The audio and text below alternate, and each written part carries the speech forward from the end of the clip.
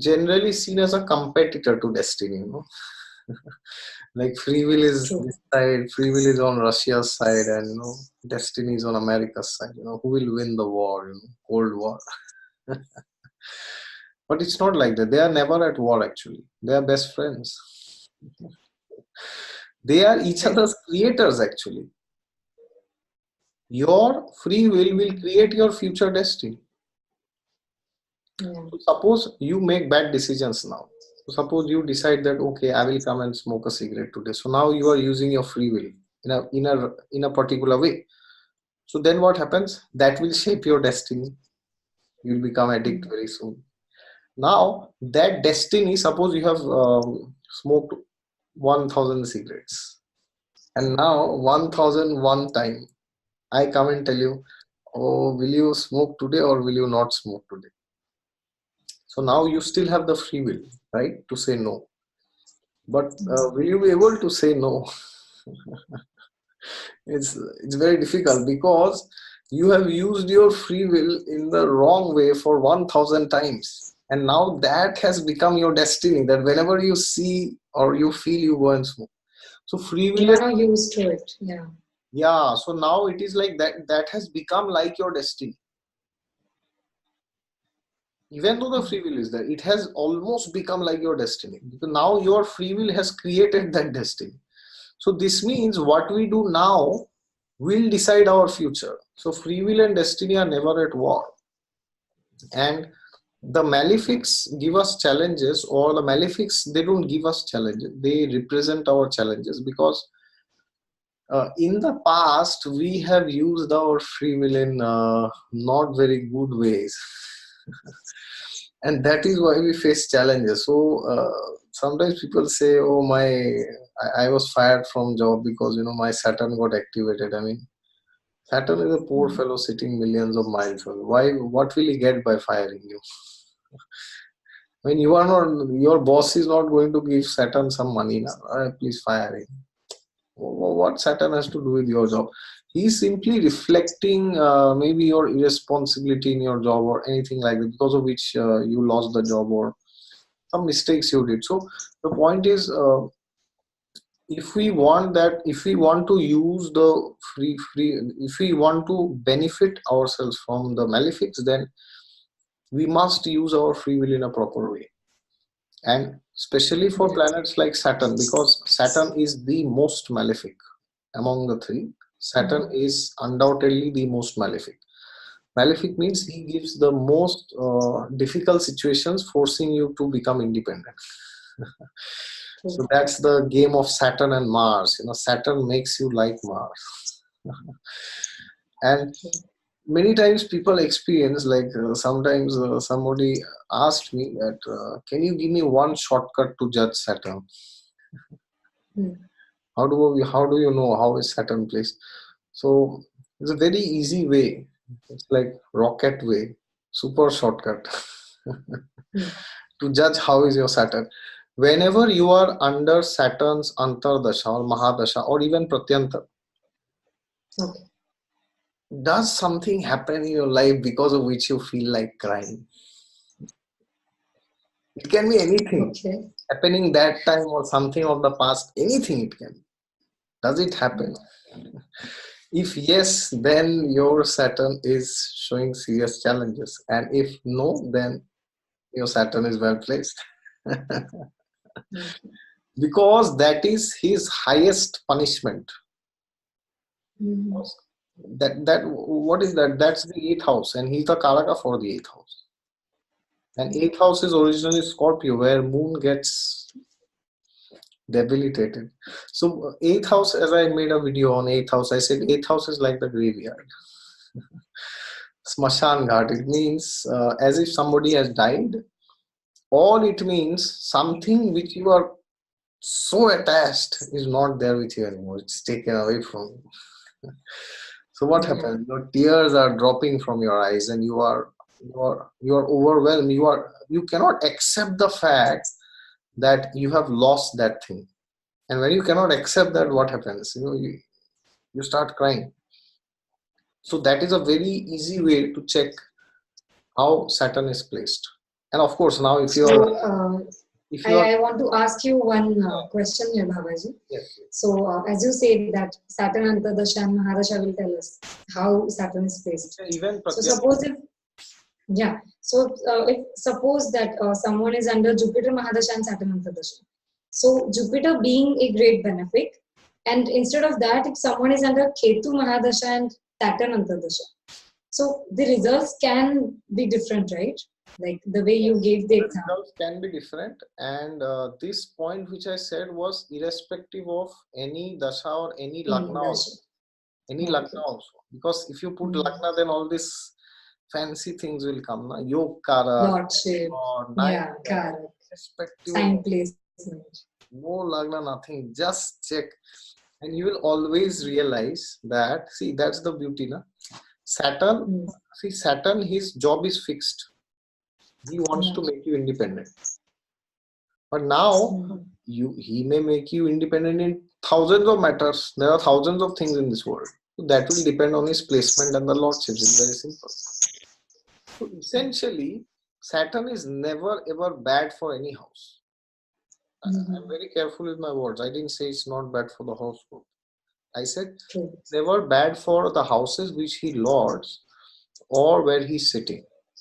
Now, suppose that same Saturn is sitting in your eighth house, then the rains may be more. Okay.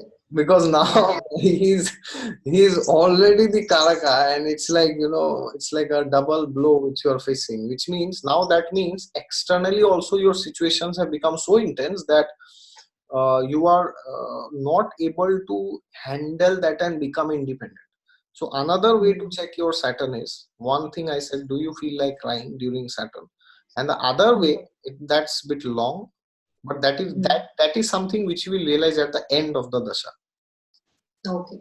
You see, when your Saturn period started, let's not go to Antardashas, just take Pratyantar.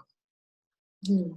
Just check day one of the Pratyantar. For that, you have to have Okay. right Ayanamshas in the calculation, or you can take some estimate, 1 week here, there. Yeah. Just check the task which was given to you, could you achieve it or not now? Hmm. By the end of Saturn, could you achieve it, yes or no? If you could, then your Saturn is well placed. Or Wow. now, suppose two things happen. You felt like crying, but at the end, you completed the task. So suppose you are working, let's take a typical work scenario. Now your Saturn Pratyanta starts, and then your boss, throws,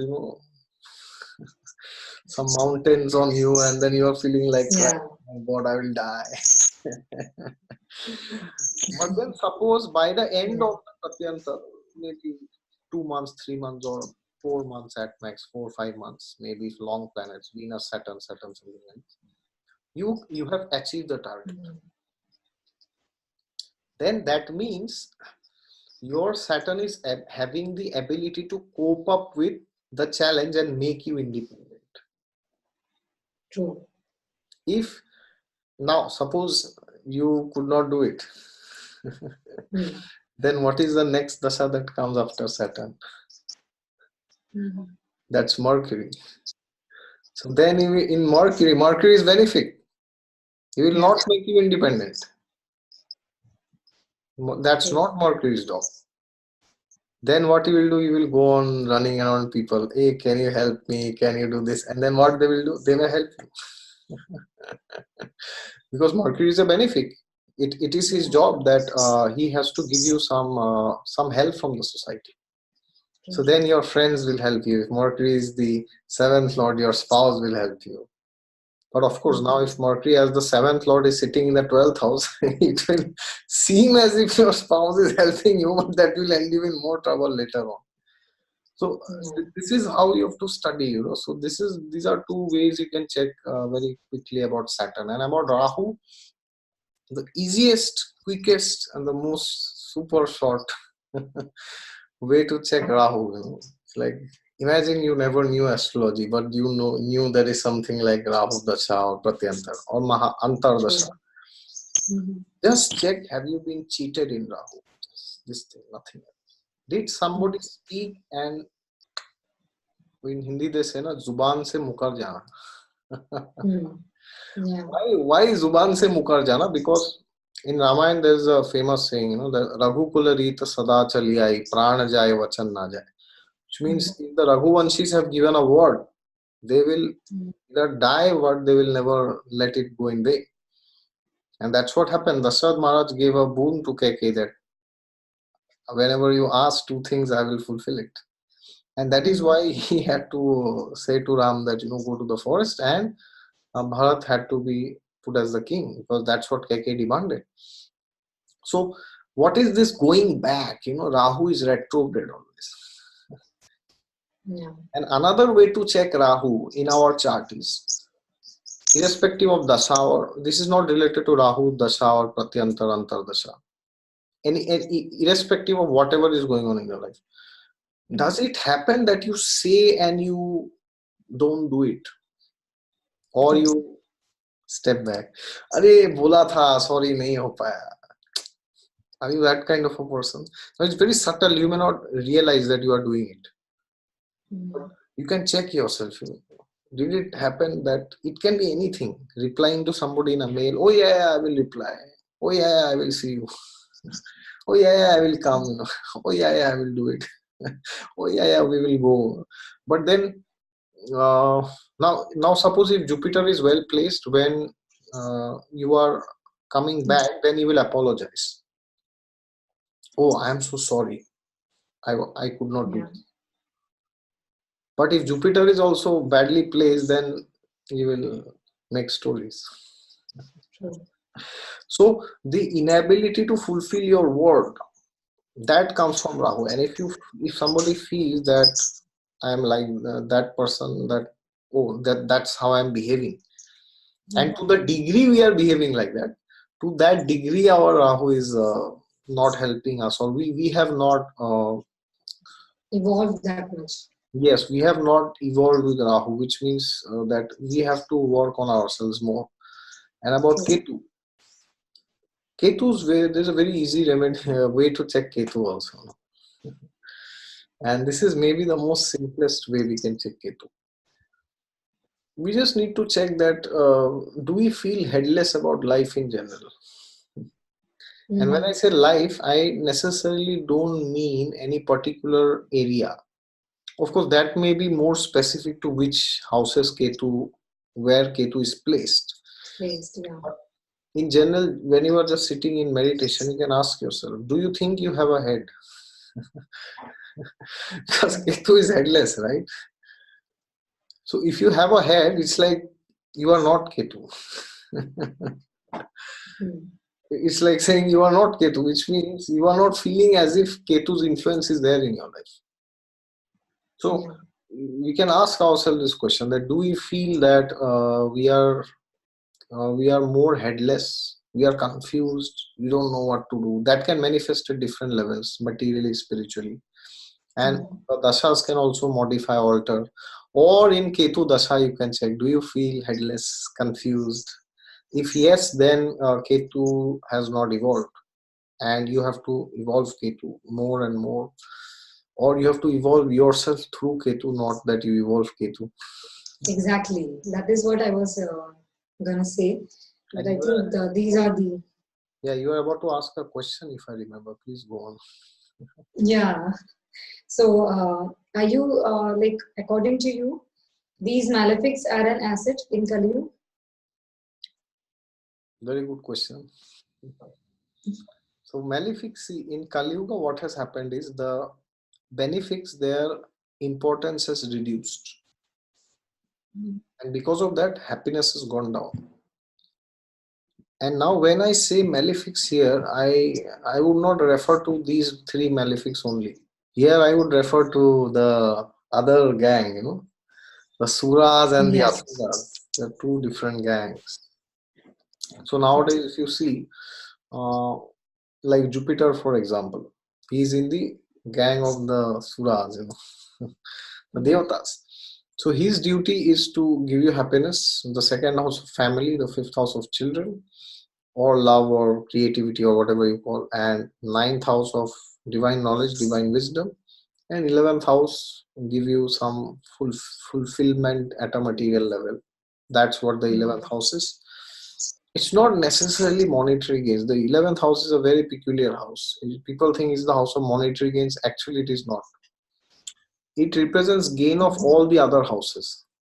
That is why it is also the house of charity, because it also has to represent the gain of the 12th house. Now, that does not mean that the 11th is 11th from the 12th or 12. I mean, actually, it's 12 from the 12th. But what I am saying is that it represents gain of any house in general, because it is your gain ultimately, the gain of the lagna, and whatever the lagna wants, the 11th house fulfills. Not money always, or not money only. So therefore, these four houses, they are the prime houses. And then sun, sun is the karaka for the lagna and the ninth. Sun is the karaka for these two houses. And if you see primarily the other, and moon, moon is karaka for the fourth house. And then primarily the other gang, the asuras, headed by Venus. Venus actually is Lord, is the karaka for the seventh house. And Mercury is the prime karaka for the 10th house. He is the primary karak. Sun and Saturn are also karaks, but they are secondary. Most important is Mercury. And Saturn, we all know, Saturn is the karaka for the 6th, 8th, and the 12th. So that means when we talk at a spiritual level in Kalyuga, the strength of the suras have gone down, and the strength of the asuras have increased. So that means in Kali Yuga, actually, the planets Mercury and Venus, they also behave like malefics. Now, not traditionally as per definition. As per definition, no, that's the fun part, you see. Now, traditionally, they are benefics. So they will make your surroundings easier. They will do that. That's their job. They don't want you to be independent. They want you to be interdependent. But in Kali Yuga, what happens? That interdependence also brings misery. It brings suffering, because in the other yugas, what would happen was like Satya Yuga. Why is the name Satya Yuga? Because the Sattva Guna is at its peak that time. Sattva Guna means everybody is all good. Nobody is thinking bad. I mean, in fact, it is said in Satya Yuga that even if you had a bad thought, it was punishable. It was, by law, you are punishable if you are having a bad thought. And it is said that if you would come in front of somebody and you had a bad thought for that person, the person would come to know. Now, which are the planets that represent Sattva Guna? One is Jupiter, other one is Sun and Moon. These three planets.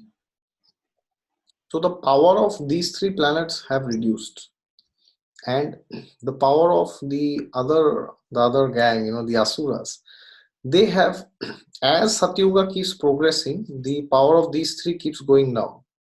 And in Kali Yuga, as Kali Yuga begins, they collapse almost. They start collapsing.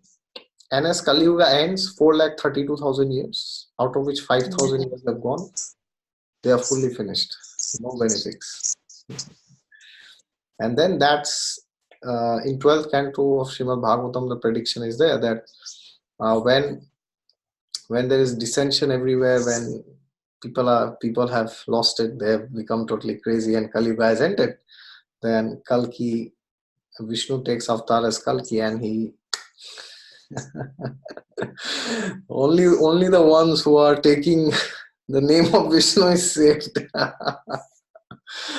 Just imagine the level of that degradation at that time, that anybody who is just chanting the name of Vishnu, Kalki will spare him, like he's like Yudhishthir that time. According to Kalki, you are a great person, you are very good. And then, of course, the sandalwood pulp will permeate the entire universe and Satyuga is restored. So, in Kali Yuga, what has happened is independence has started increasing, and that has made people more miserable. Like one of the most frequently asked questions which I get is that, oh, I am very lonely. So what should I do? Can you give me some mantra for knowledge?